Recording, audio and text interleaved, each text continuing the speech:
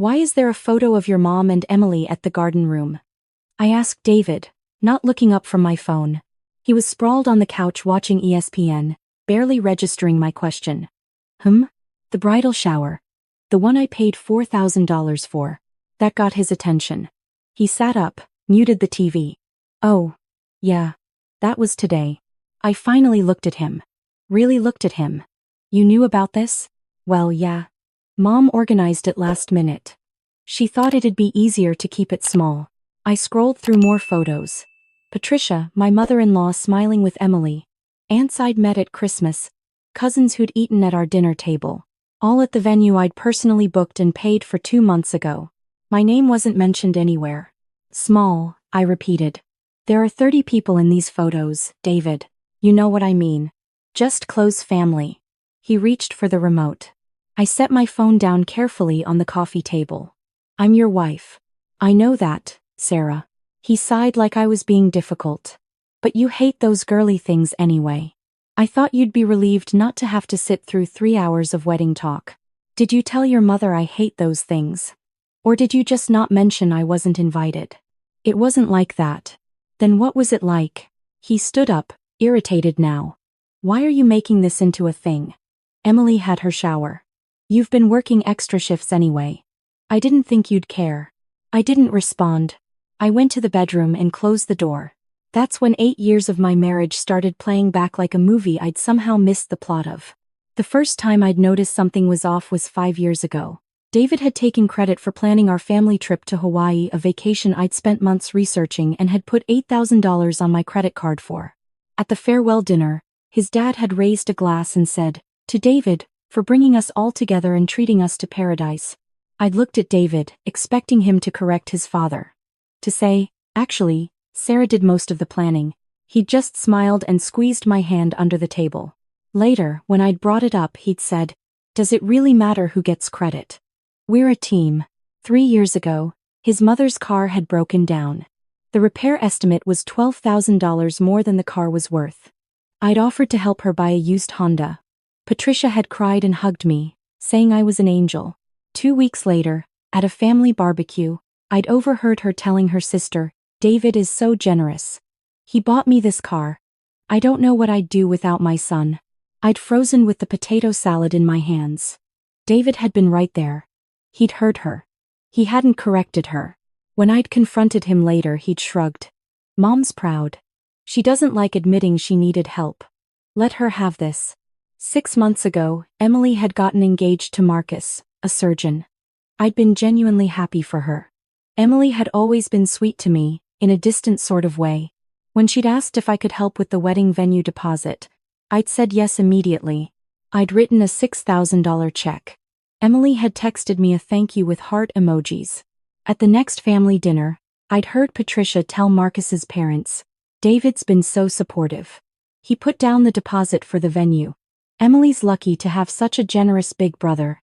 I'd looked at David. He'd been cutting his steak, not meeting my eyes. "David," I'd said quietly. "Are you going to say something?" "It's fine, babe," he'd murmured. "Let's not make it awkward." Now, sitting alone in our bedroom with my phone in my hand, I realized it had never been about letting Patricia have her pride or avoiding awkwardness. It was about David maintaining an image he couldn't afford. I opened our bank statements. I'd been meaning to do this for months but kept putting it off. I was a pharmacist, I made decent money. David was a real estate agent. Some months were good. Most months weren't. Last year, I'd made $120,000. David had made 45. We weren't struggling. Together, we were comfortable. But separate, David's income barely covered his car payment and insurance. I kept scrolling. Every major family expense traced back to my account. The Hawaii trip, Patricia's car, Emily's venue deposit, Christmas gifts, birthday dinners, the new living room furniture David's parents bragged about when their friends visited. All me. And yet, at every family gathering, David was praised for being the provider, the successful son, the generous brother. I heard David's phone buzz in the living room. Then his muffled voice. He was talking to someone. I cracked the door open. "Yeah. She's upset about the shower thing," he was saying. "I don't know, Mom. You know how she gets." A pause. No, she won't make a big deal out of it. She's sensitive about being included and stuff. But she's always working anyway, so. Another pause. Yeah, I'll handle it. I closed the door. My hands were shaking. The next morning, David left early for a showing. I called in sick to work, something I never did, and drove to my bank. I'd like to open a new checking account, I told the representative. Just in my name. By noon, I'd redirected my direct deposit. I'd left exactly $400 in our joint account, enough for the electric bill that would auto-pay next week. I didn't tell David. 1 week later, his mother called me. Not to apologize about the shower. To ask if I'd ordered the flowers for the wedding yet. The flowers? I repeated. Yes, dear. David said you were handling the florals. The florist needs a deposit by Friday. How much? $2,500. But it's fine. David said you already budgeted for it.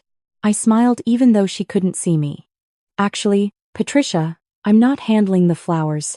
Silence. What do you mean? I mean, David volunteered my money without asking me. If he told you I'm paying, he can figure it out himself. Sarah. Her voice went cold. Emily's wedding is in 3 months.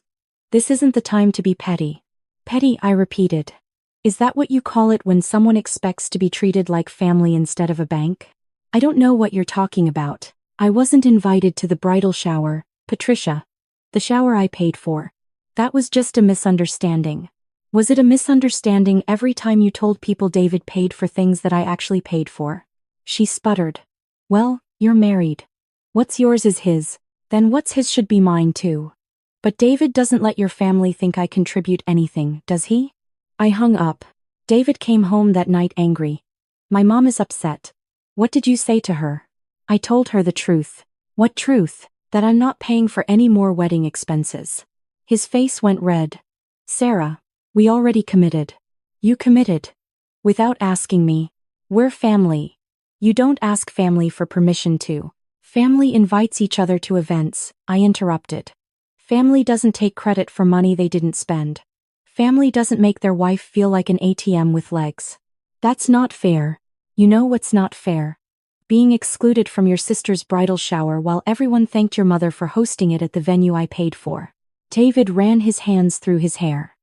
Okay, I should have made sure you were invited. That was wrong. But this cutting off the flower money, you're punishing Emily for something Mom did. No, David. I'm protecting myself from people who don't value me. He tried to argue, but I went to the bedroom and locked the door. 2 weeks later, the wedding venue sent an email. The remaining balance of $8,000 was due in 7 days, or they'd cancel the booking and keep the deposit. David's card was declined. He came to me panicked. Sarah, you need to transfer money to the joint account. The venue. I saw the email. Then transfer it. No. What? I'm not paying for it, David. His jaw dropped. You can't be serious. Emily's wedding. Emily didn't invite me to help plan her wedding. Your mother has repeatedly taken credit for things I paid for. You've let your family think you're the provider while I'm just some woman who works at CVS. I never said that. You never corrected them when they said it either. Sarah, please. This is my sister's wedding. Then you should pay for it. You told them you would. I don't have $8,000. I know. The silence between us was enormous. You've been lying, I said quietly. To them. About who we are. About what you contribute. You've been using my money to look successful while making sure I'm not around enough for anyone to notice the truth. That's not. I didn't mean. He sank onto the couch. I just wanted them to respect me. So you sacrificed my respect instead? He didn't answer. I moved into the second bedroom that night. Patricia called me 3 days later. I didn't answer. She left a voicemail. Sarah, I don't know what's gotten into you, but you're being incredibly selfish. Emily is devastated. The venue is going to cancel. Is this really the hill you want to die on? If you do this, you'll destroy David's relationship with his family. Call me back. I deleted it. Emily texted me the next day. Sarah, please. I know you're upset, but this is my wedding. Can we talk? I called her. When's the last time you included me in a family event, Emily? What? Your engagement party last year. Was I there? I don't remember. There were a lot of people. I wasn't invited. Sunday dinners at your mom's house, how many have I been to in the last 2 years? Silence. Girls' night last month. Was I invited? Sarah, I thought you were just busy with work. I paid for your shower venue, Emily. I booked it. I sent the deposit. Did you know I wasn't there? I thought you couldn't make it. Nobody invited me. I could hear her crying. I didn't know. I thought your mom has been telling people David pays for everything.